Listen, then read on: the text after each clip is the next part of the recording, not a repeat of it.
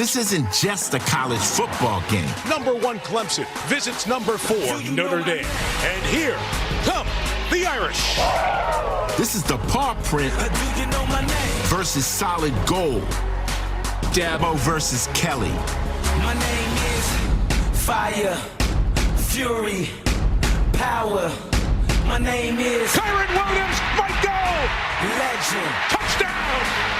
Uiagalelei firing deep ball downfield. Touchdown. This isn't just a college football game. Touchdown. This is TC and Jake. So where do you want to start the breakdown? Anywhere but there. Clemson offense, Irish defense? Anywhere but there. Let's go to the lines. Anywhere but there. I think it's going to come down to can the Irish pass rush take over at any point, especially late in game? It's a little bit of a tough spot for me because I don't really want you to be happy. Sure. But I also, more than that, don't want Aggies to be happy. Yeah. And I don't think there's really a chance that Aggies will be happy. You think if we both have one loss, no, that they're going to be like, yeah, A&M in. But I think if Notre Dame beats Clemson again, that's what I'm saying. You would be very happy and locked. Got it. And I don't know that would open the door for A&M or not. It would obviously somewhat depend on the SEC championship game. Obviously, the committee disagrees with me since they keep putting them at 5. They would not be in the realm. And I know that I've given up all they get their hopes fucking of doors blown off by any of those 4 teams. Being impartial about this, but for the number 5 team in the country, they fucking blow, dude. Their stats are entirely unimpressive. I watched almost every second of that LSU game by virtue of being in Louisiana with LSU fan father-in-law, and it was the most boring football game. Now, it was wet. It was extremely muddy, and LSU does not have a quarterback, and I don't think they have an offensive line, but they also just beat a team that A&M beat by 3. Yeah. So they're just boring. If at least Notre Dame has Kyron. But it's, whatever I'm because, every year I will. I don't really want to do this, by the way. So if we can keep it brief. No one cares what you want. No one cares about you're this. Used to that. That's not true. No one cares about the college football playoff. A quick thing that I always do just to, kind of have whatever we got this battle of who's going to be the top 4 teams. I think that a good way to just kind of get a benchmark is points scored, points allowed, and then strength of schedule. If you just you're looking, kind of an analytics guy. I mean, that's not super whatever. But I'm just saying it's if you're not close in that, then the conversation's over. If you are close in that, then we can break it down further. You know what I mean? Does that make? I think that's a reasonable approach. And A&M, it's they score 33 points a game and give up 20. I think even 22, and their schedule is 81st. So it's not that they just played a murderer's row. They played a bunch of kind of all right teams. They played 2 good ones and they went 1-1. Cincinnati played a more difficult schedule. If you just look at Cincinnati one-loss records straight up by opponents, 7 times out of 10. Not close. And I've seen both Cincinnati of them play 3 times, so I'm very points, qualified to say this. 40 points scored per game and 15 allowed. So, much better. I mean, the idea that we're even talking about someone for the college football playoff when they're not, in the high 30s of points scored, that's pretty rare. To be considered for the honor, you usually have to be in the high 30s. And 33 is, I think that might be, a record for most dismal scoring pace of any college football playoff team in the history of, the short history of the playoffs. So I hope that A&M's not seriously considered for, I think that if Clemson loses twice, I'd be interested in Cincinnati getting in. But, it would also depend on, I could see a scenario where, my dream is Florida beating Alabama, which will never happen. Stop it. Yeah, I can't imagine. Stop it. But if it does, it'd be really funny. Either way, we're looking at they would so put Alabama. Of course they'd put Alabama in anyways. But it would be the first time that a team that played in a conference championship game and lost got in. It would also be... I bet they'd bump us. If Clemson wins It would be Clemson, Ohio State, Alabama, and Florida. I bet you're right. Or would it? Do you think, like, obviously we have a more impressive resume than Florida. Like, we lost once to Clemson. They lost twice, one of those being to fucking LSU. It's the committee having to have sex with a gun in their mouth that says SEC on it. Like, are you really going to keep the SEC champion out that just beat Alabama? You might have to. I don't know what to do about the committee. I don't feel like it's sustainable. I don't think the entire model is sustainable, but we've been saying that for years, dude. I mean, it's time for 3 divisions of FBS. Every year that goes along, that's never going to happen. It's just like they fuck over more and more people. Like, you know, every team feels like that they're getting screwed, like legitimately or illegitimately. Like, you know, it's just these are hard decisions to make. And so, like, just as we go along, you know, I mean, like the first time it was TCU and Baylor, you know, feeling like they got royally screwed by the Ohio State thing. And now their entire fan base is probably not going to have a high opinion of the committee at any point. And, you know, how much can fan bases being pissed off at you really doing anything? I don't know. Maybe they just stay mad.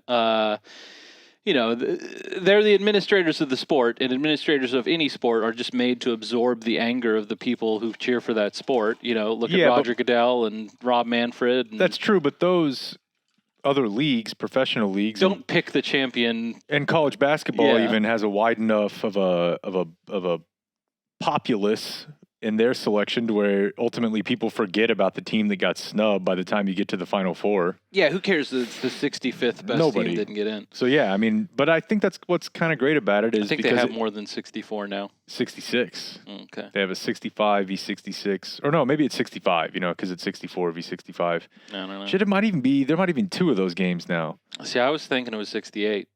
Yeah. I think they added 2 games. Well, who could remember, because there was no March Madness last year. And what I remember about that, which was so funny, was the fucking Big East was like ready to tip that Friday. So that must have been March 13th, like for their conference championship. And I remember being in studio, you know, they'll start those conference games, especially like an East Coast game. It's like 10 o'clock here. Yeah. 10:30, 11 o'clock. And I'm like, holy shit, they're on the floor. Like the NBA just canceled.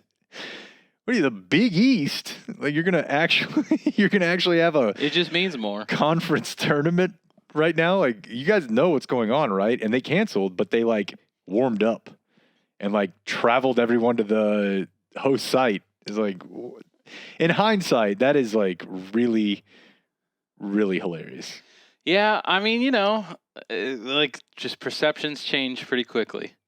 Like I look back on, like, you know, I went to Las Vegas in February and like didn't have a single second thought about it.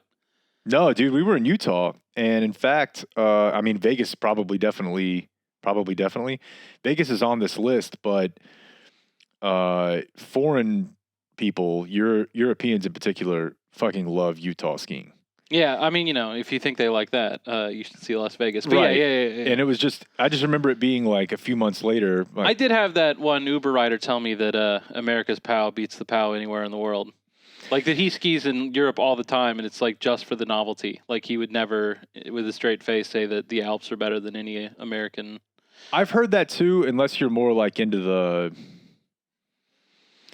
it's definitely not for powder. It's more like terrain riding. Type thing. But I don't know that. I just know that European people, when they come here to ski, they go it's about that POW, though. They go to Aspen and they go to Park City.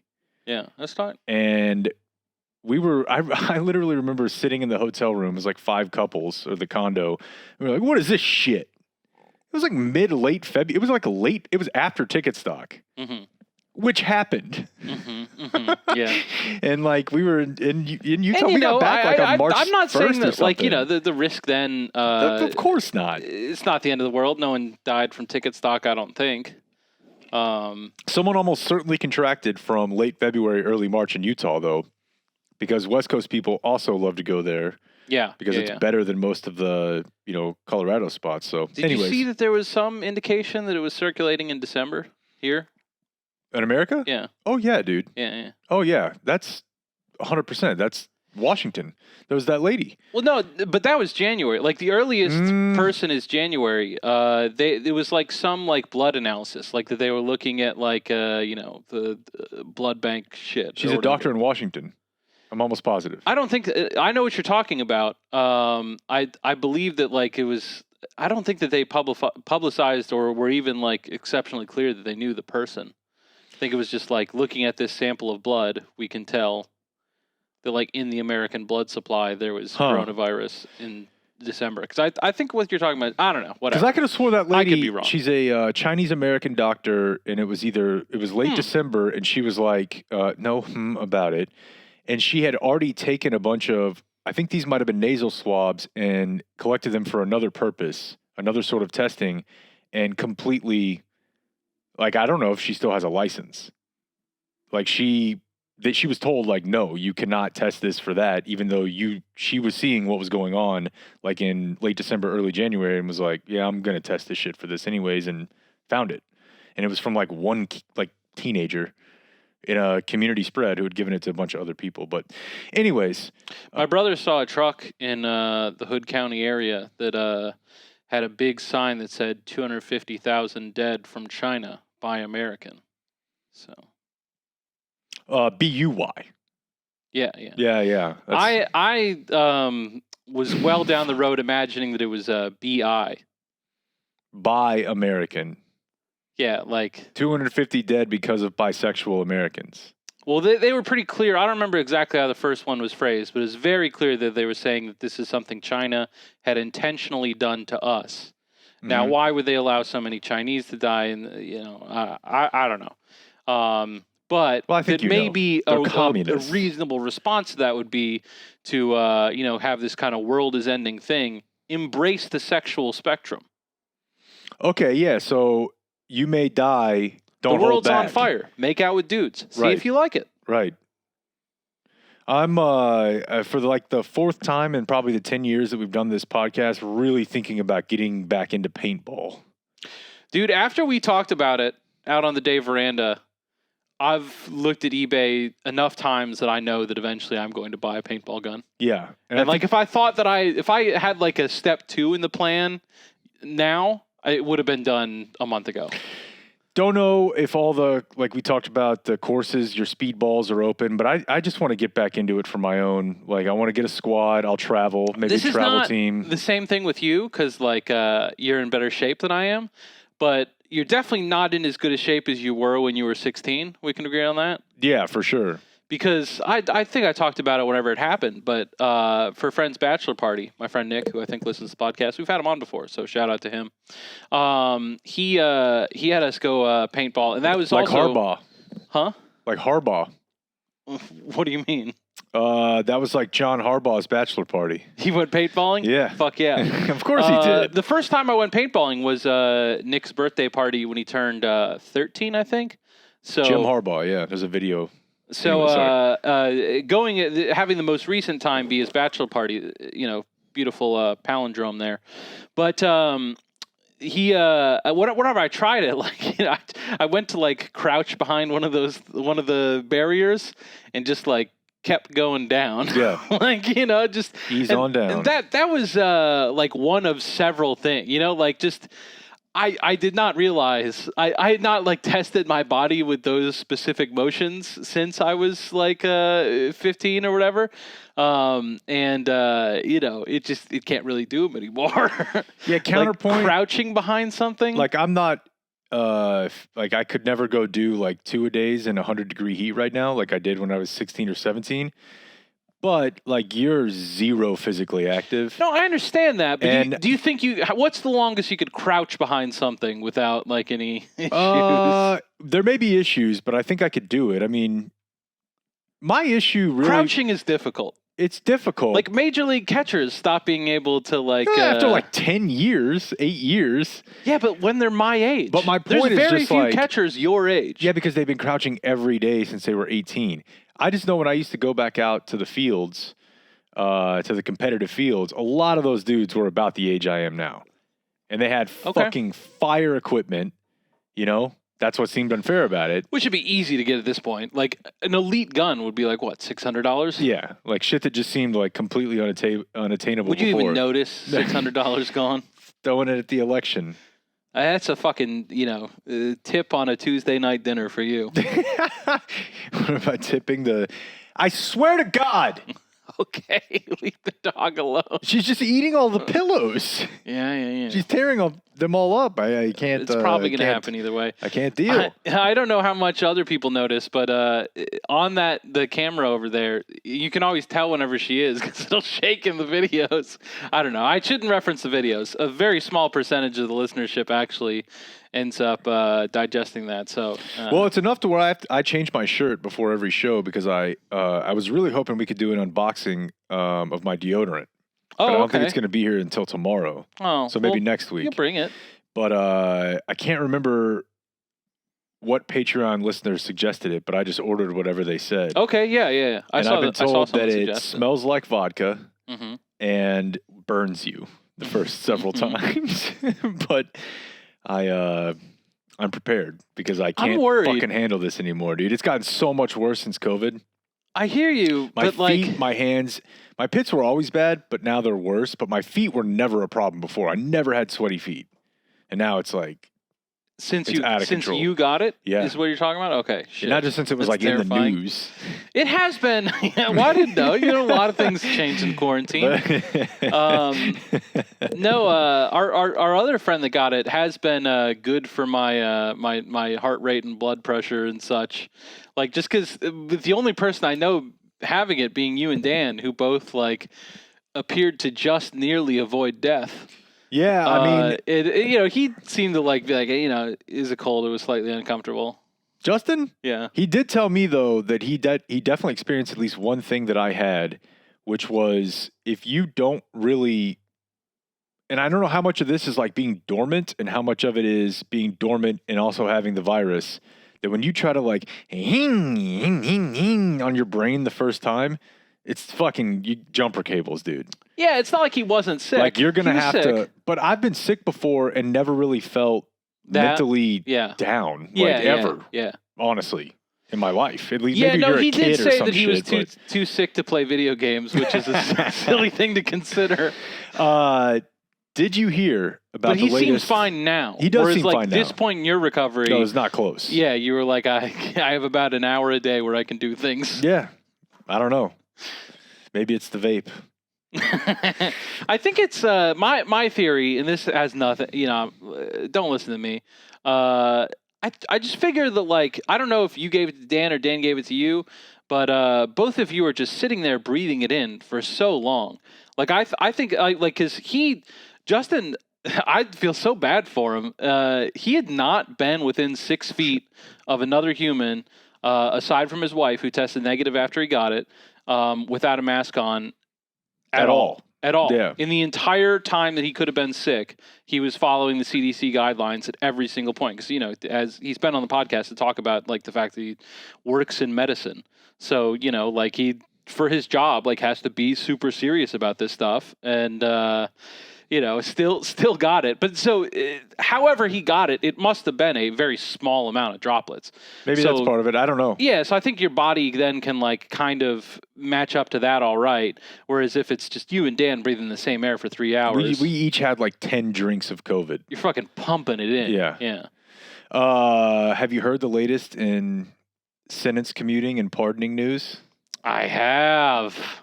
Our boy's gonna come home with a victory, closing it out like fucking Rivera. Is it done? No, but I mean, okay, it's like the coolest one he could pull off. I don't want to hear about fucking Rod Blagojevich. No, or some, securities hack. The guy. Dread Pirate Roberts needs to be able to sail again. I think amazing. That's clear. I agree with Charlie Kirk. And, that was an overreach by the DOJ. You should not go to jail for life without parole for running a market, basically. But what I'm saying is, why stop there? I think that they should just legalize Silk Road. Okay. You get a little greedy. I should be able to buy acid off the internet. I think that the founding fathers understood that. Yeah, I don't know. George Washington would want me to be able to buy acid off the internet. He probably would if, like, you were willing to change lots of other stuff about society, like who can vote. And I am. Who is free. Are you? To be able to buy acid off the internet? You kidding me? You're willing to? Are you saying you're willing to I'll bring sell back all the rest of you out. enslavement so that you can? No, I'm not. I don't view that as that important. That one's tough. That might be a sticking point. I'd have to think about it. But I just love like Consult with my family. the ADD nature. It's like the one that works the best for.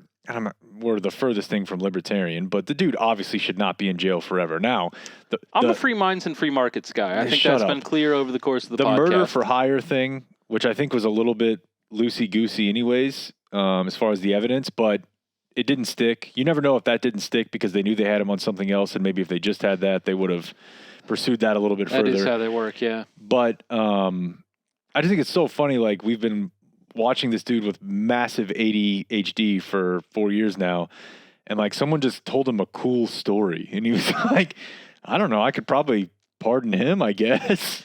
And I they're think like, it's gonna be a movie. And I'd like, seen indications. And he's like, fuck yeah. Can they write this into the end? Who's playing me? That's going to kind of tip it.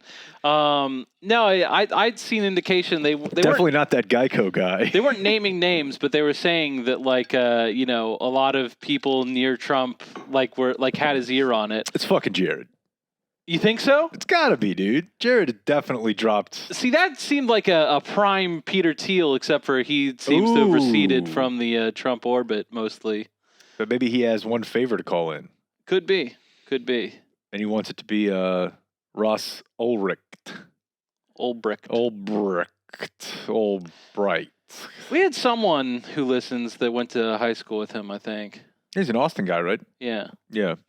I feel like we got an email of, I saw that guy in high school. Well, we got an email from a guy who rented an apartment from Stephen Paddock. So I would imagine that, yeah, we have. I forgot about that. Did I get that one? No, I think I read it. But if not, I could probably read it again. Please do.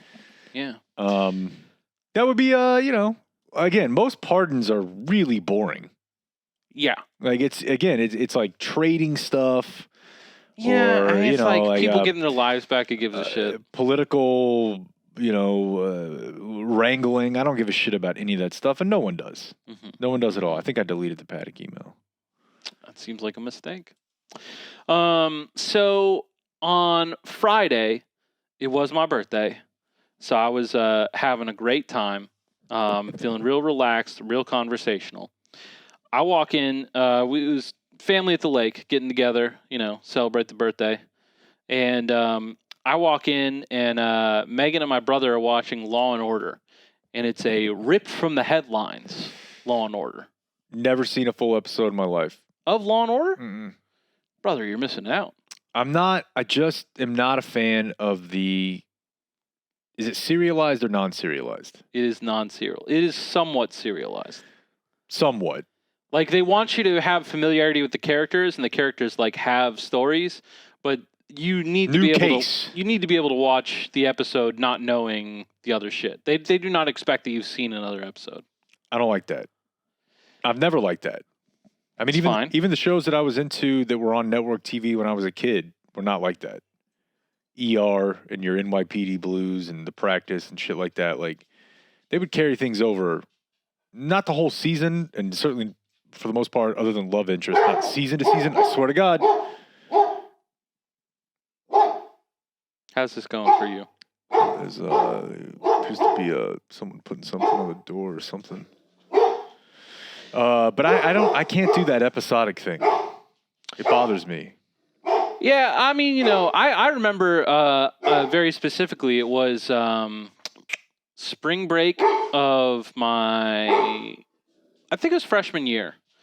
I went with my girlfriend at the time to visit her father in the greater New Braunfels area, and he was a big fan. So just sitting around would turn it on, and I was like, "Holy shit! They just solve murders." What a nerd! I mean, it was like the first. Like, I really hadn't watched TV as an adult before that.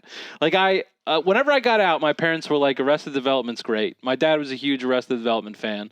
And so they had it on DVD. So I chewed through that whole thing and couldn't believe how good it was. But was like, other than that, was like, I don't know if TV is for me. I mean, I didn't have one, like in my college dorm room. We didn't get cable, famously. Yeah, so this is the first I learned of it. And then found out that, and it was, a couple months later, I'm in summer back home. And my parents got the DVR, a new technology I'm learning about for the first time. Mm-hmm. And I'm finding out that they run 10 of these bad boys a day on TNT and TBS. Ugh. I was just mainlining them. It was just wake up, work my fucking lunch shift at the Black Eyed Pea, come home, and just chew through as many Law and Orders as I had time for left in the day. Ugh. I couldn't do it anymore. Dark time in your life. It's a building block, I had to do that to kind of get adjusted to TV. Because if I had just gone straight into, True Detective, I would have overdosed. You gotta build up the tolerance. Maybe. No, clearly not. Make a lot of sense. None at all. But it's an argument that I'm making, and I believe in it very strongly. So this is what you guys do at the lake. You just watch SVU? I mean, it's what Megan does with her life in general. And of the things that she watches that I am happy to go along with, this is near the top of the list. If I see any other fucking Guys Grocery Games in my life, there's going to be a fucking family annihilation you're going to be hearing about on the news. It's not good? It's fine, but the first 1,000 episodes were enough for me. I haven't seen it. I love grocery shopping. Okay. So I would think I would like it. I'm a big supermarket sweep fan. I mean, I'm not here to say that it's really, the first several episodes were somewhat enjoyable. I got it. Mm-hmm. I've had enough. Whereas I can take much more Law and Order. Law and Order is a fine show. But they were watching it, and it's a rip from the headlines, and it's about a team owner who finds out that his daughter has been impregnated by one of the players, and so he. What sport? I don't even remember. I walked in halfway through. They don't care. Sport doesn't, unimportant. So he has the guy framed for rape. He goes and pays a bunch of women who the player had sex with to say that the sex was non-consensual. And then it over the course of the episode that gets revealed, and then he shows his true colors to his daughter of just everyone's laughing at you because you've got this mixed race child growing in your belly. Okay. And I know which headline it's ripped from, Jake. It's Donald Sterling, Jake. Did not know that. I mean, that's the general, instead of a daughter, it's his mistress. And instead of being pregnant, it's just hanging out with Magic Johnson. That is fucking lightly etch-a-sketched from the headlines. Okay. But that's how they do it. That's what it was. This was their Donald Sterling episode. I would say that do you think that I can't, go and find somewhere where Dick Wolf was like, this is our Donald Sterling episode? That is 10%, the 10 percentile of how much they rip from the headlines. I'm pretty sure they have a Steubenville episode where they're it's very specifically about a football team and a gang rape, and it's high school football, and it was 2 weeks after the trial, probably. The story was probably a year before. You're going from I've never seen an episode to this isn't like all the episodes I've seen pretty quickly here. Well, I've seen enough of what they do, and also I'm very familiar with and I guess Ice-T is SVU. Mm-hmm. I'm very familiar with his bewilderment with technology on the show.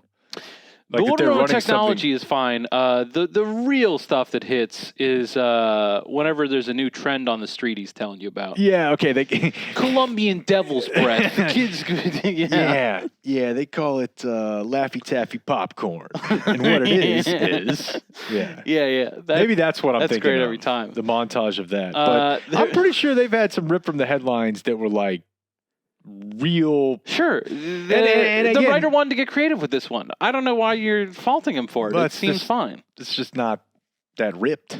Okay. I don't care. But it's a decent segue. It's just whenever I watched the episode, I then was like, I got to see it. I remember because I was in Pensacola whenever all this went down. This was Yeah. like the big story that I covered in the 1 month when I had a daily show. I, like watched the entire Anderson Cooper thing, brought in audio, felt like a real big boy with a real show because I'm cutting my audio.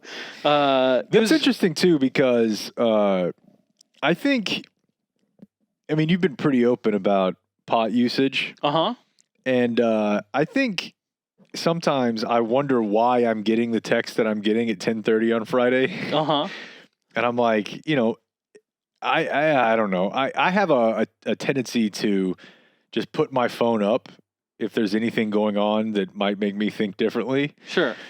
You seem to not. And I really I love appreciate texting it people. because I'm like, I was sitting here, I can't even remember what we were Love doing. texting people, love tweeting Charlie Sheen. Probably watching some movie that she was, not movie, because, who watches movies? Some TV show that she, you know what it was? It was Heaven's Gate. There you go. I started that, Okay. the documentary. Didn't know much about that, despite it being like the main thing I grew up with, cult-wise. Mm-hmm. But I'm like looking at my phone and I'm like, why am I getting the YouTube of the full Donald Sterling Anderson Cooper right now? And I watched it and I died laughing. And then I woke up the next day and I'm like, well, let's see if this passes the is this as funny at 8 a.m. as it was at 11 last night test. Flying colors. I knew with certainty that it was. It had been a couple years since I'd watched it, but like when I was reminded of the Donald Sterling thing, I was like, oh yeah, that was some of the most fire shit I've ever seen in my entire life. Incredible. Like, it was just fucking shot after shot after shot. You could the time, usually these people's entire lives are structured around like every single other person in orbit knows what's going to happen if they're on camera. And so job one of everyone they know is keep them off camera. And this was a situation where one, a lot of those people were probably distancing, and two, he's got to do something clearly. This isn't just gonna blow over for him, and he's probably feeling like this is the time to take the reins, right? Now is not a time to listen to counsel. Now is a time to go with your gut. This is do or die. So I know that if I go on and people see what I'm really like, I can win the hearts of the American people. Easy money. And the way he starts out by thinking that he can do that, and then just gets sidetracked 2 seconds in by well, I didn't make fun of him because he had AIDS. You know that, right? You know about the AIDS, right? He seems. And again, the shock of the century is that people forget that Donald Sterling is still alive. Yeah. You haven't heard from him really probably since this interview. You probably won't. No, you probably won't. He was banished to the netherworld of culture and society by having to gain $2 billion cash for his NBA team. But and if he'd been any worse, more racist, had worse housing practices, you would hate to see what have happened.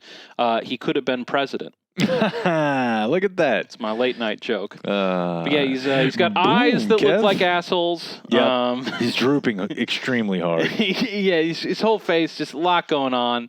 And yeah, we just wanted to listen to this 5-minute highlight cut of the Anderson Cooper interview.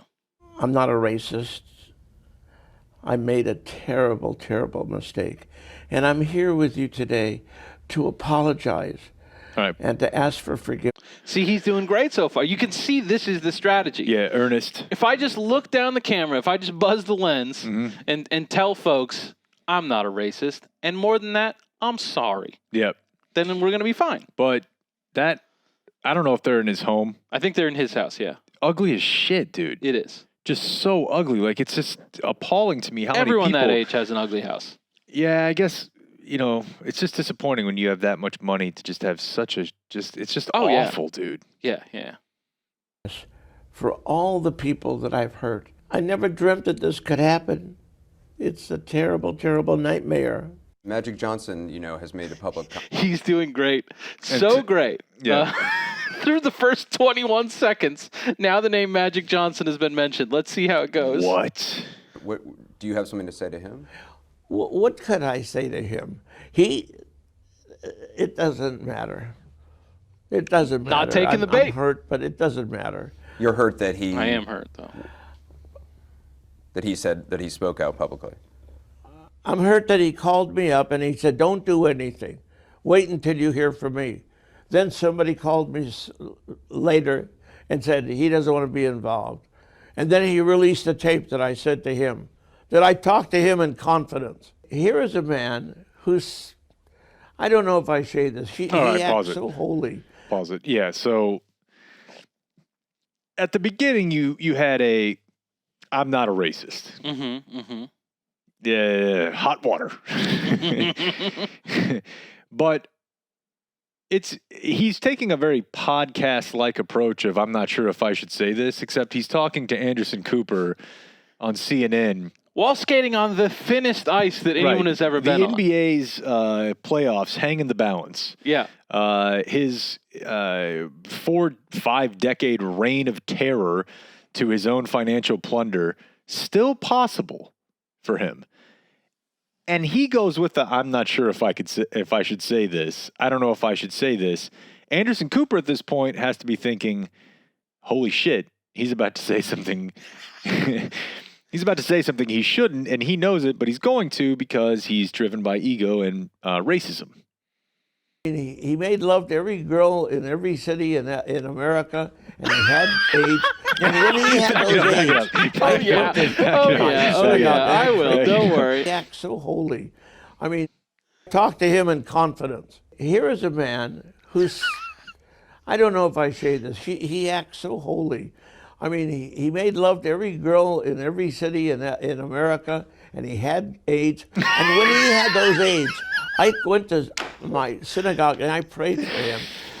Those AIDS is an odd formulation. And even the way that... when he had those AIDS... And when he had those AIDS, it's very, like, pastoresque, you know? And when he had those AIDS, like, the way that he proper nouns Magic Johnson's AIDS throughout this entire thing... The way both of them talk about AIDS is... I said that whenever I was watching this with Kristen the other day. I was like, are you surprised by how Anderson is talking about AIDS here? Like, very flippant. You know, he's allowed to get away with it, but... Why is that? He's a reporter? Yeah. Because he's a respected American. And when he had those AIDS, that's such a weird thing. Live and be well. I didn't criticize him. I could have. Is he an example for children? You know, because he has money, he's able to treat himself. But Magic Johnson is irrelevant in this thing. I really do think that's my favorite line of reasoning. Like, I know a lot of people think I'm bad because I said that I don't want my mistress to be around black people in public. Yeah. But had you considered the fact that I didn't say that Magic Johnson's a fucking like a terrible philanderer whenever he got AIDS? Like, you know how bad I could have burned him? Like, just fucking gone on late night show and just been like, look at this fucker with all of his AIDS. Yeah. And I never when he had did that those AIDS, once. I didn't do that. Yeah. I prayed, and now he's an example for children. Why? Because he has AIDS and hasn't died because he has a lot of money? That doesn't seem to make sense. He didn't do anything harmful to anybody, and I respect him, and I admire everything that he does. You know, I'd like to help even more if he would offer me an opportunity to help. What the fuck does that mean? To help. He just wants to help. He loves helping, dude. He's one of the with what? He's one with what? His money, bro. But no, like help with what? Like it doesn't. But he's already clearly understands that Magic is raise awareness. I'd like to help even more than with those AIDS. If Magic would let me help, I would help. It just makes no sense. He's just rambling. It's the ramblings of a drowning old trillionaire who really needs to do something about his shirt. He looks sloppy. I have something for you on a different old creep in a minute, but it's pretty clear that if you are 80 billionaire creep, you know maybe only the button below the nip. Yeah. But it's just, I think that there's like a bottom one unbuttoned. Like there's just a lot of tummy. Magic Johnson had said that, he would never attend a game while you were owner. Apparently he showed up to a game today. He would never what? Attend a Clippers game as long as... I'm going to tell you what's happening here, too. And this is basically like the best form. This is like Dale Hansen on the SMU documentary, Mm-hmm. Nothing better then even if this is canned, not live, but either way, presenting some shocking evidence to the interviewee. Yeah.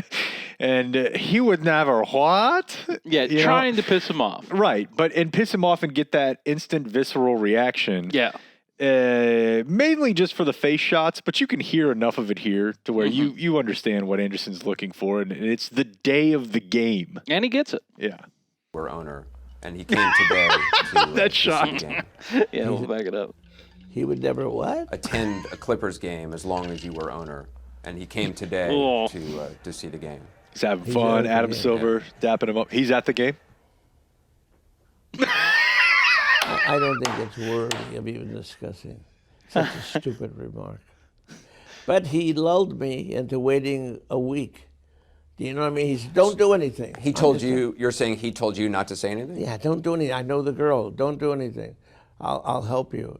I'm waiting and I'm waiting and I'm waiting. What you're saying is Magic Johnson called you up, or you called him up? I don't know his phone number. He called me. you up Yeah. when the tape broke. I don't call anybody. He called I'm you up. loyal to you. Okay, he pause called that. you up. I've watched this like 10 times now, I'm loyal to you. and I have a tough time squaring that equation.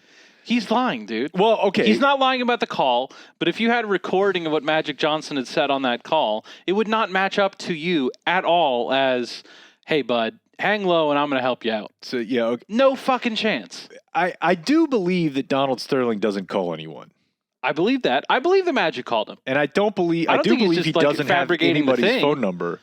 But yeah, the nature of the conversation is obviously, in dispute here. But for him to say, I don't call anyone, I'm loyal to you.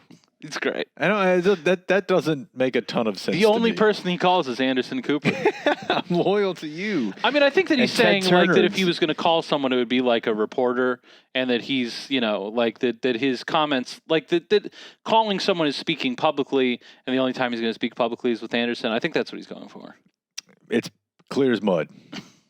The tape came out, and he told you not to say anything? You're saying? Yeah. Yeah. Why did he say don't say anything? He just said, wait, be patient, I'll help you, we'll work it out. Why do you think he said that? I think he wanted me to just do nothing so he could buy the team. He thought maybe the whole thing would be resolved in 2 weeks. Well, what has he done? Okay, Can you so tell me? that was a brief moment of Masterful. thoughtfulness. Masterful job by Anderson. Yeah, let him hang there for a minute. Don't ask a follow up because The normal human sees that Donald's done talking and Oh jumps no, in it's with good, something. man. Let's go to something else. Yeah. I don't want to make you uncomfortable.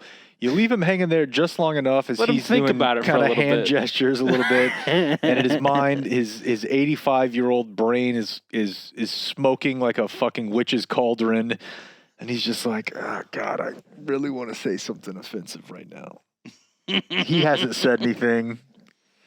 I'm going to say it. 2 weeks. Well, what has he done? Can you tell me? Big Magic Johnson. Big what has Magic he done? Johnson. Big man. Well, he's a business person. He's got AIDS. Did he do any business? Did he help anybody in South LA? Well, I think he has HIV. He doesn't actually have full-blown AIDS. But Well, what There kind it of is. a guy There goes it on is. when he has There sex it with is. a girl? South Park? Well, let's the whole thing. The whole again. exchange, The whole yeah. thing again. Might have Anderson backed it tries up to too hit him far. with. I don't even care. Anderson tries to hit him with, well, he's a successful businessman. He's got AIDS. And like, just I can't imagine that Anderson was like ready to like. What does Anderson care if Magic Johnson's a good person or not? Right. Like, my job has he here is to done? ask you questions, not to try and justify the fucking philanthropic efforts of Magic fucking Johnson. And I love Big Magic Johnson. Big Magic Johnson. Magic What has he Johnson. done? He's What is got he- AIDS. Is he helping people in South LA? He's got AIDS. And it's quite rich of Donald Sterling to try to plant his foot in the, boy, I'm the guy who really is concerned about I mean, I do think disenfranchised I think that communities. people like him, like he probably has written like a check for $1,000 to like various charities, and like in his mind, he's like, there I go again, one of the good ones. Look, I let Selfless. them live in the building that I Yeah. own. I just also I put roofs loot over their head. them in the process.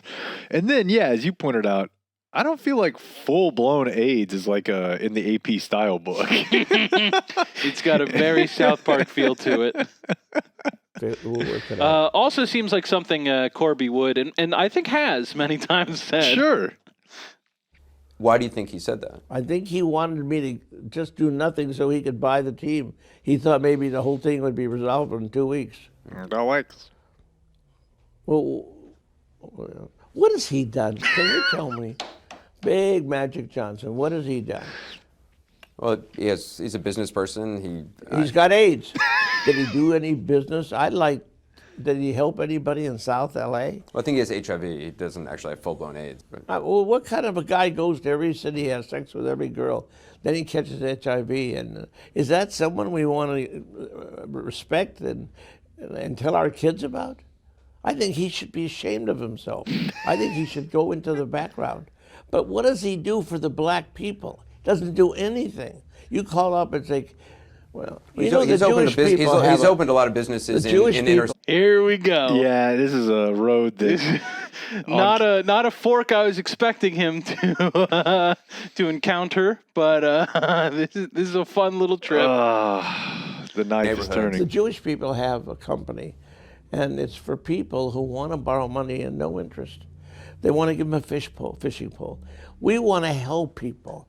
If they don't have the money, we'll loan it to you. You don't have interest, one day you'll pay us back. So I'm just telling you, he does nothing. It's all talk. So are you saying that African Americans don't contribute to African American communities as much as Jewish There's people no do? African American. Never mind.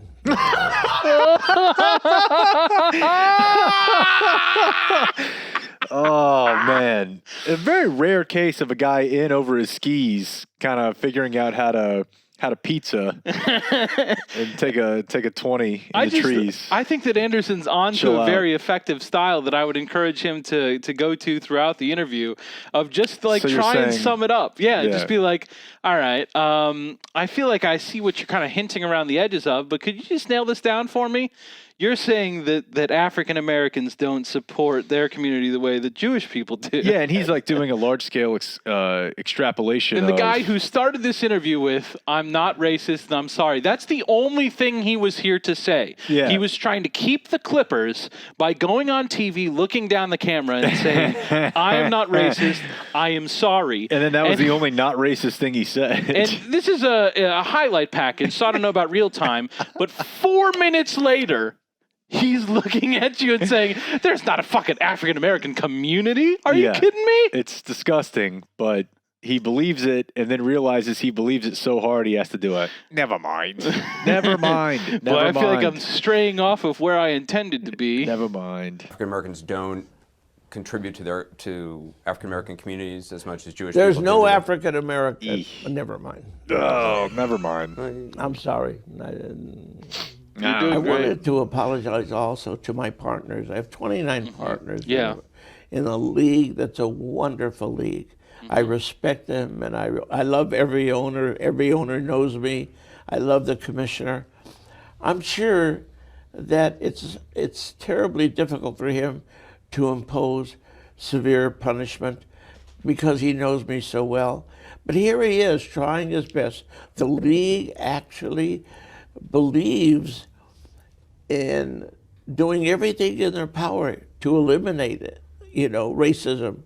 And here he's sitting there behind his desk, I guess, and this explosion comes on his desk, and I feel bad that I caused it. The players on what your did team, they though, do? The The players league on has your been team, good though, to me say all they these don't want to years. work for you. What's that? The players What's on that? your team. Well, let me just say that I apologize to the league. People want me to hire a wall of lawyers and them to hire a wall of lawyers and to go to war. I don't think that's the answer. So what are you going to do? I think the answer is the league is a good league, all honest people. And I think that whatever they decide that has to be done, I think I should work with them and do it. Oh, just an absolute is. classic. Just an absolute classic. I still think I just love so much that his big goal is like, I'm going to show the real me. And then 2 minutes later, it's not a fucking African American community, Anderson. Are you kidding me? And Anderson kind of led him there. I Not wonder, really. Like, that wasn't that. Well, they were talking about Magic. Yeah, no, he gave him 2 Like, seconds. he could have You just phrased say that question Magic as- Johnson, he's already like that fucking AIDS-ridden motherfucker. Who's he an idol to? And when he had those AIDS, And when he had those AIDS, I went to my synagogue. I prayed for him. how much did you keep up with the weekend in politics? Don't count out violence yet, my good man. You're gonna have to refresh my memory. I was mainly watching Law and Order. There were just a lot of incidents this weekend. Were they good? Well, I would say people being stabbed in D.C. is not good. Oh yeah. I did not delve in to find out the details. Yeah, it's a Proud Boy clash thing. I Was know it this is Proud like, Boys clash, like stabbing anti-protesters? I have or not seen if they have anti-protesters stabbing Proud Boys. I don't think that the Or Proud Boys stabbing Proud Boys. recipients of the stabbings and the perps had been established at last check, but Okay. it was a situation. Mm-hmm. They're doing some violence. And have you seen the story about the former Houston cop?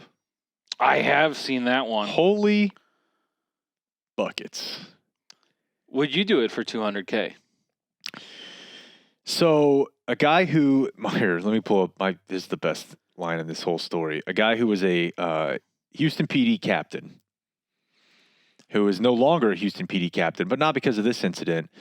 I think he's just retired, right? No. Aguirre. He did something? I haven't heard this. Aguirre worked for HPD for 24 years and was indefinitely suspended after a botched raid outside of a Kmart in 2002. Botched robbery. No, it was a raid. So this fellow, who's 63, it's basically like if you've ever seen the Come Town video about Steven Seagal, where Steven Seagal is now making like recon Marine still doing Delta action Force. movies, Yeah, but it's like, but he's fat now. and it's like him and like all other 63, 70-year-old action stars who move very slowly. It's perfect. You think I can't do paintball? I don't know, dude. It's Seagal. This guy had a security company, and it was called the company that contracted him was called Liberty Center for God and Country. Yeah, it's Steve. His last name starts with Stephen an H. Holtz. There you go. Yeah. Hotsy. I mean, you say like it's a group. It sounds like it's just him. Is it? I think so. Well, he had $250,000 to throw at a couple of PIs. Yeah. So somehow the grift is strong.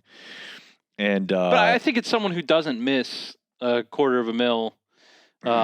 That's wild. That just wanted to stop the steal. So in that to that end of stopping the steal, they paid. Because the big problem was that Biden won Texas. Yeah. Other than that, we're good to go. So this HPD former captain is arrested, and he said he was part of a group called the Liberty Center, who were conducting a civilian investigation into alleged voter fraud, a ballot scheme. So what he did as part of his investigation, again, 63-year-old man, chases down a truck that he had been, I guess, detailing for a couple days, and rams the guy off the road, pulls the driver out of the car, knee on neck, gun to temple, and has his, little partner buddy, who's contracted by Liberty, like go through the truck, and it's just a fucking air conditioner repair truck. Yeah, yeah. That they thought was full with. They were using it as a disguise to move around fake ballots. 750,000 fraudulent ballots. Turns out they were using it as a disguise to move around air conditioning parts. And I think this will somewhat lead us into this other video I want to watch. And that is, I don't want to say that I feel bad for these people because I genuinely don't. But I do think it's like somewhat of a mental condition, the level to which a lot of people who seem to agree with the party that is against the one that I begrudgingly vote for, that they have like the weirdest dick complex imaginable. Like, dude, this is not some grand thing that you're going to uncover with your own tactical skill. Like, it all reminds me of Sean Hannity training with Chuck Liddell. God, that was great. You know, like Yeah. this weird version of I guess what you think, like this Short warrior UFC side complexy note, thing. that Tito Ortiz thing was stunning. Which is what? Someone sent us him the on clip. Huntington Beach, yeah. Yeah, just saying that he's going to get the deep state out of Huntington Beach. Like, does Trump think that the deep state is in Huntington Beach? Like, are we attempting to assign a definition to the words we're using, or just no? Yeah, no, I mean, I doubt Trump thinks past, the last thing that he saw, which fortunately was Dread Pirate Roberts yesterday, and unfortunately maybe something else tomorrow. But it's just like this really weird obsession with like Clint Eastwood and John Wayne. You know what I mean? Like, hey, I'm going to go and meet out this frontier justice, and I'm the only, like, they all kind of think of themselves like in this action hero mold. And again, I'm not trying to say that I actually feel bad, but the Proud Boys images from this weekend like made me sad, because it's like, dude, none of these people have any friends. Like, none of these people They've have got each other. And that's the thing, right? It's just like community, Q, right? They don't have anything. It's a community. Or a what was it? Synanon? What does Synanon have to do with this? Well, just because I posited that it was possibly an online community of people that were mad about changes in the composition of the Cinnabon or something, but that's for another week. Yeah. Yeah, it just all feels very like LARPy with a real gun to me. Yeah. Oh, yeah. No, he's playing, ballot investigator. Except he was a real cop for 25 years, so it's obviously like not that uncommon for these to be the type of people who end up with. And look, dude, I don't even want to read I'm that. starting to think that maybe some of these cops might be bad. Like that a guy that walks around and gets promoted to captain. But then again, the age-old question of... And whenever he got disciplined, what do you want to bet? That there was like letters in that file from other cops who are like, this is an officer's officer. And he got a check and a cake, right? He did. But age-old question that we don't have time to, grapple with here today, and we've done it a million times, of how much did that 24 years turn you into the type of person who thinks this, as opposed to, would you have always turned out that way if you went to work for Deloitte? Yeah, I don't know. It does seem that important to me. What's important is that this is where it seems to end up. And it's common. More often than I'm willing to tolerate. Yeah. So I don't know what's going to happen to this guy now that he's not a cop now, so he will be prosecuted as a private citizen. Yeah, he put a gun to someone's head. He's going to get the charges and penalties that apply to someone who put a gun to someone's head. But he's also being arrested by a department that he worked for 25 years, and there's no holdovers.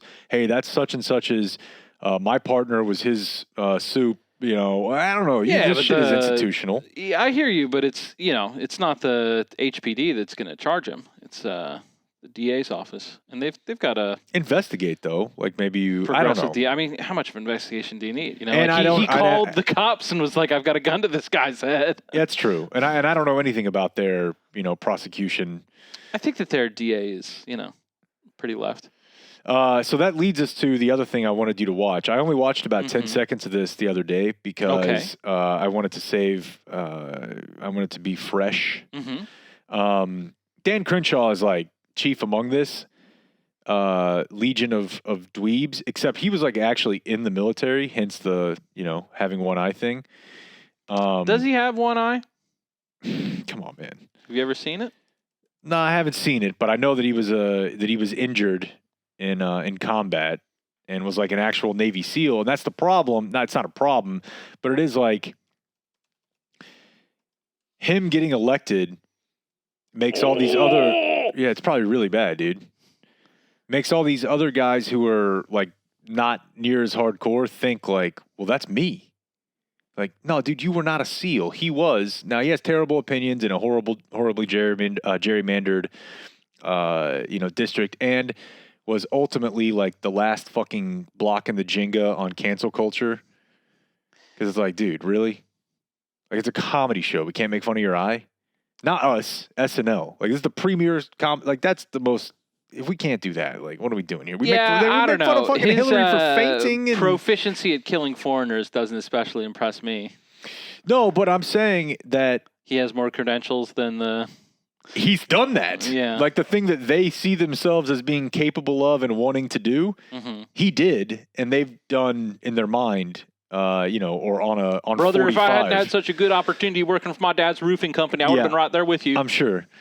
So this is a real thing. Like, this is what the Republican Party is putting out now. And like I said, I saw 10 seconds and thought TC has to see this. The American story is one of true exceptionalism. It's built on the greatest ideas in history. Uh-huh. I don't know who the fuck this is. It might be his wife. I seriously doubt it. I think it probably is. Is it really? I don't know. Because she looks like a ring girl. Yeah, are you telling me it's unlikely that he's married to someone that looks like a ring girl? Oh, that's her. It just looked like they had, like grabbed, because the rest of this is absurd and feels like a sketch. So I thought, like, maybe they got a sketch-ish looking woman to do it. But no, that's his real wife. She looks like a... This victory tonight, it's about you. It's about defining those. Sorry, folks. I'll be right back. Man comes totally in, normal. Tells him in his earpiece. What do we got? Well, it's not over in Georgia. Senate races went to a runoff. What are we up against? You'll never believe this.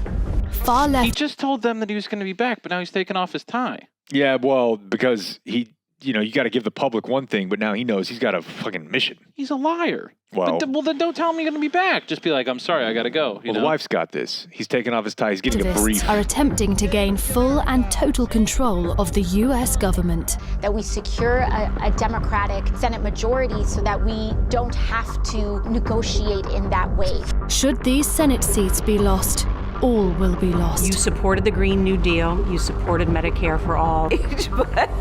Your mission will be to rally support across Georgia behind these American patriots, Senator Perdue and Senator Loeffler. Yeah, this They is stunning. must win. What's our situation on the ground? We have two patriots down there, Senator Loeffler and Senator Perdue. Great fighters with a great message. They just need a little backup. Last question. What do you want to bring? Bring everyone. Hell yeah. Hell yeah. Hell yeah. He's got the fucking like retcon, He's got a special thing for the one still working eye. So now it's like two eyes because he's got a special helmet on. So he's skydiving, or not skydiving, he's dropping in. if I may say so. But not with like a recreational purpose. He's dropping into Georgia. Anti-fascists, an ironic term given their propensity to, act like fascists, are patrolling the area. Antifa, Recommend baby. we shift north 3 kilometers. How does that sound? Negative. I want to say hello to the greeting party. What's the bearing? Always one for a bit of drama. 90 degrees from your current heading. Be well, sir. Man, where is this guy? So the Antifa in their car, they it's gonna clearly be have like a dark bunch of snacks because they're fat as shit, Yeah, They're not Just, patriots, and now they're Portland about residents. to get, yeah, exactly. And they're all like masked up. They got beards, nose rings, like a bunch of Antifas, and they're about to get a rude awakening from the Crenshaw.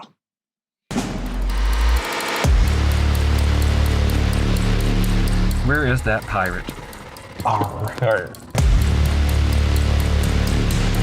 I don't even know why I'm so angry, Oh, the news told us to be. There you go. Uh-oh. Jesus. Shoot off. Crenshaw's on the hood. Landed on the hood of their car. Now they're yelling. Punching through. Yeah. Now it's David Perdue, Kelly Loeffler, Dan Crenshaw. Meet us in Georgia. The state. December 21st, it's the date.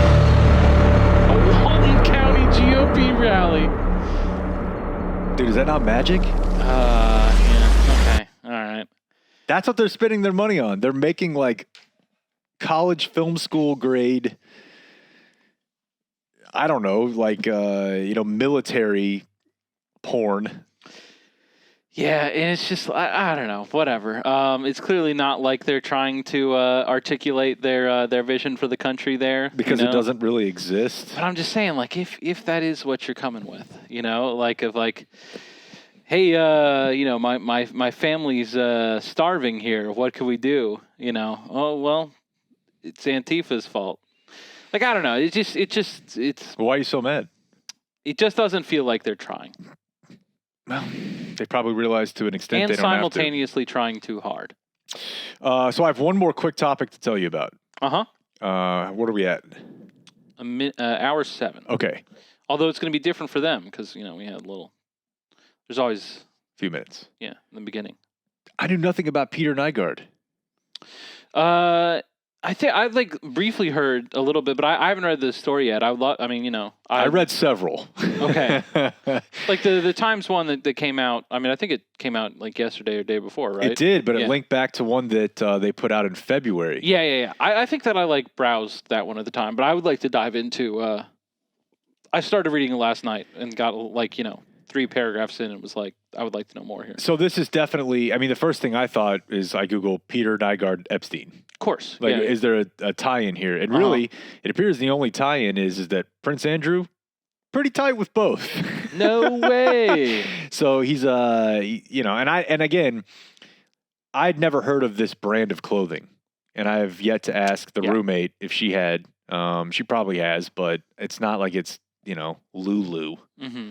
But apparently, the dude's it's worth tens of millions of dollars. I mean, his place in the Bahamas looked tight. It does look tight. I mean, someone was like, TC, would you like this? I'd be like, yeah. Yeah. It's a little tacky, but I like a little tacky, Oh, I just saw that exterior shot. I wouldn't say it's tacky. I mean, it's too much, Yeah.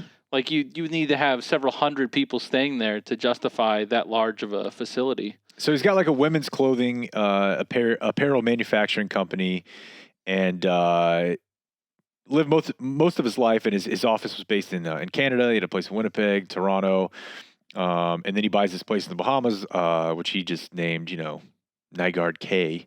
Mm-hmm. Dude was picked up the other day in Canada on an extradition agreement, and I don't even know what the charges were. It's a bunch of sex stuff. Yeah, it's all the sex stuff, minors, racketeering. It's all the stuff you expect from the international pedophile.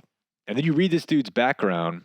He's 79, and he was doing the exact Epstein playbook. He would, now in the Bahamas, it's not like he was in, a disadvantaged neighborhood in Florida, but he would find the poor neighborhoods in the Bahamas and send his scouts into them and be like, bring me underage hot women that need a little bit of money, and they're poor, and I can train them, groom them, and did this for decades. Let's see. For decades, Mr. Nygard portrayed himself as a playboy, describing the young women and teenage girls he surrounded himself with as, quote, the source of youth. You shouldn't do that. He's probably just speaking his mind, and he's probably been in a situation where he's been allowed to speak his mind for quite a while.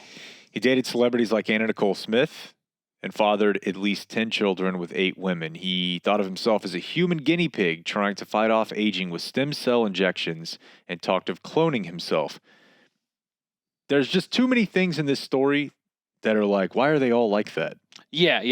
Yeah, the Epstein, the same science obsession and cloning, and it's just, and I'm left to think that even though this version of sex that he was engaging in was extremely illegal, so I don't want to portray it as something you have a positive opinion of, these people are apparently just obsessed with boning in a way that you want to clone yourself so you can bone more?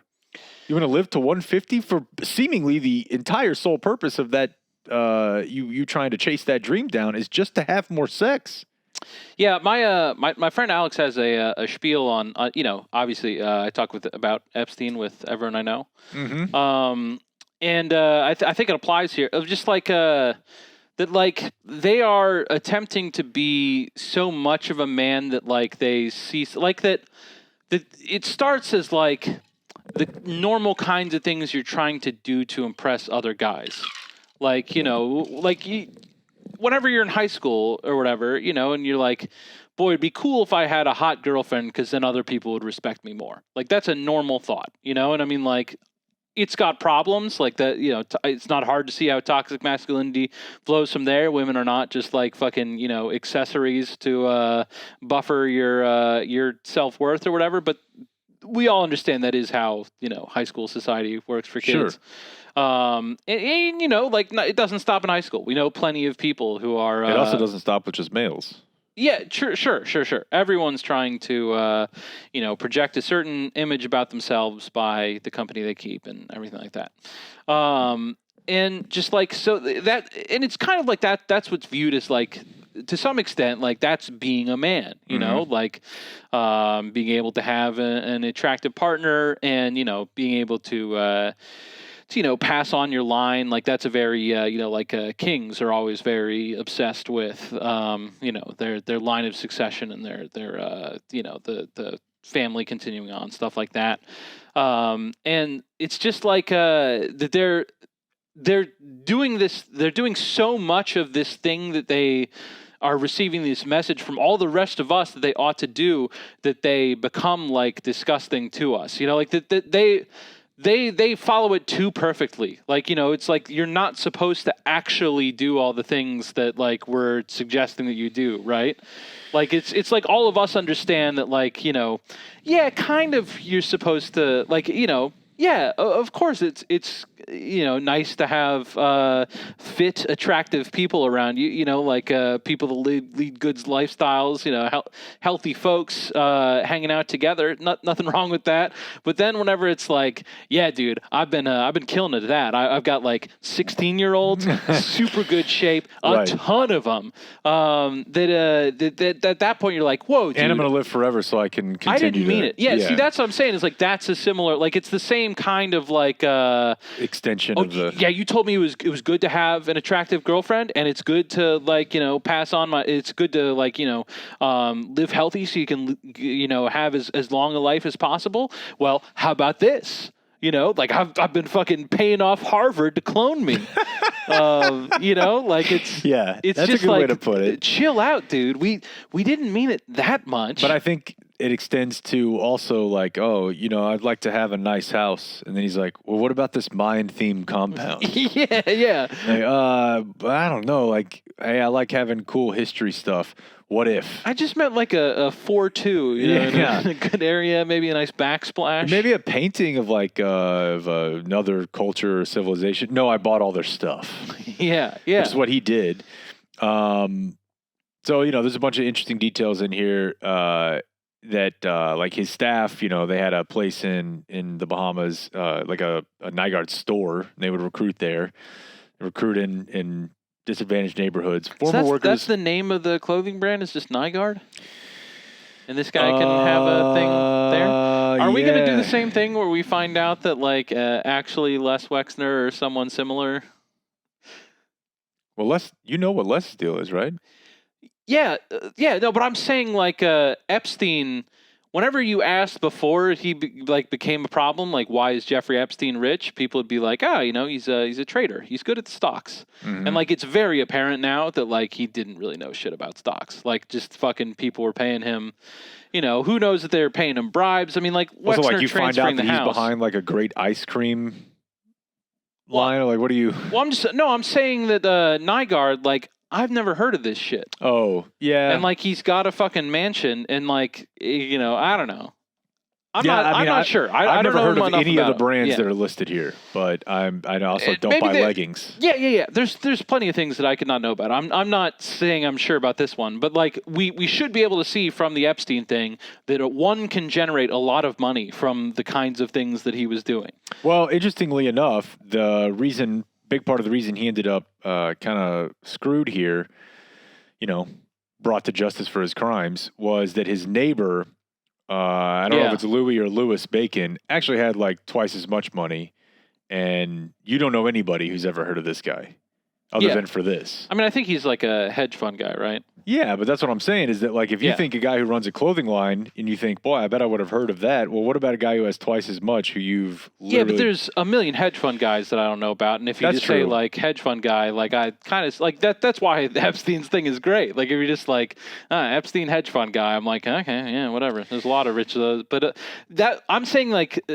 it's someone who has, like, a publicly consumable... lines. Exactly, yeah, exactly. That's true. You've never heard of, but they own an island. So these two dudes get into this is like taking the Rand Paul Leaf thing to like an entire other level. yes. Where the neighbor hated comparison him. Point. The neighbor was a very private, chill person, did not like a lot of attention, did not like a lot of people coming around, like playing croquet and hunting. And then here comes this guy who's having like 200 16 to 15 to 18-year-olds, you know, at his place every weekend. And they initially got into a dispute over who could build what on each side of a driveway.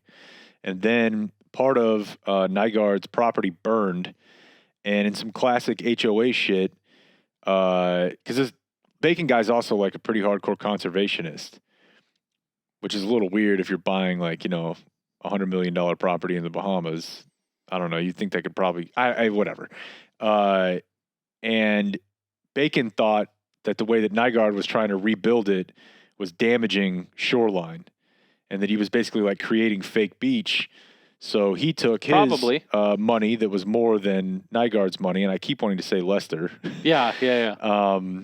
And went to the Bahama HOA and was like, tell him to fuck off. Like, he can't build that. It's against code. And this dude, who had never really had anybody pull his card before, now had someone living next door to him who had twice as much. It was like, fuck you. And they then engaged in like a decade-long paying people to say bad shit about the other one, possibly to kill the other one. Makes me think that there's real value in the humility that is demanded by not having that much money. Yeah, because when shit goes sideways, you immediately are like, I'm sending them to jail, and possibly before that they're dead. Yeah, like if someone crosses me, if I'm I just had like, my druthers, I would have the ability to. I might give you a negative tweet. Do that to all of my enemies. I would love to be able to do that to all of my enemies. Right. But I'm seeing now that the fact that I can't, that I'm restricted, is a positive. And like, it's pretty obvious that they were both doing this, and that this hedge fund guy definitely was paying people a la, you know, who were we just talking about? The Houston Security Fund. Yeah. Like, they were definitely but paying. You're allowed like, to hire people. Sure, but they were definitely paying them to like, hey, if you give this statement, and that obviously muddies, you know, the veracity of it a bit. Thing is, though, the Nygaard stuff like way predates Louis Bacon. Oh, sure, yeah. So like, no, it's just that he found it out. Yeah, and like, that dude went to some extreme measures to try to get this dude. Nah, he's 79. I don't think you start that at 72. Dude, and some of the stories are really bad. And honestly, though, like, they're not as shocking to me after the last 2 years as they should be, but they're really bad. Yeah. You know, there's like the button trapdoor type shit. This line really, I shouldn't laugh, TC. It's a very serious subject. But whenever, you know, they would have women over for these parties, which they called pamper parties, which essentially meant, we'll do your nails, we'll do your hair, here's a shit ton of wine, and also like these are diet pills, and then you wake up on the fucking floor. Eventually, his staff compiled an invitation list provided to the Times with names of more than 700 women. Former workers said they photographed guests when they arrived, uploading the images for their boss's perusal. Only those who were young, slim, and with a curvy backside, which Mr. Nygaard called a toilet, were supposed to be allowed inside, according to an ex-employee. I don't hate that turn of phrase, Jake. I do. I think that's awful. I mean, I think that the trafficking is awful. I also think the trafficking is also awful, and I also hate that turn of phrase. That is a colloquialism I would like to leave behind as a society. Bring me the ones with the big toilet. Then you shouldn't have told me about it. With the nice toilet. Because, you know. Yeah, it's a wild story. It's, you know, if you want to read it, it's on the Times website. But, you know. I do and I will. You probably already maxed out your free articles, so. Just use the incognito window. Bad guy. Possibly. All right, we'll talk to you tomorrow. That's it for tonight. The high school special is next, so until tomorrow, for everyone who's been a part of this one, I'm TC and Jake. We do thank you for watching. Good night.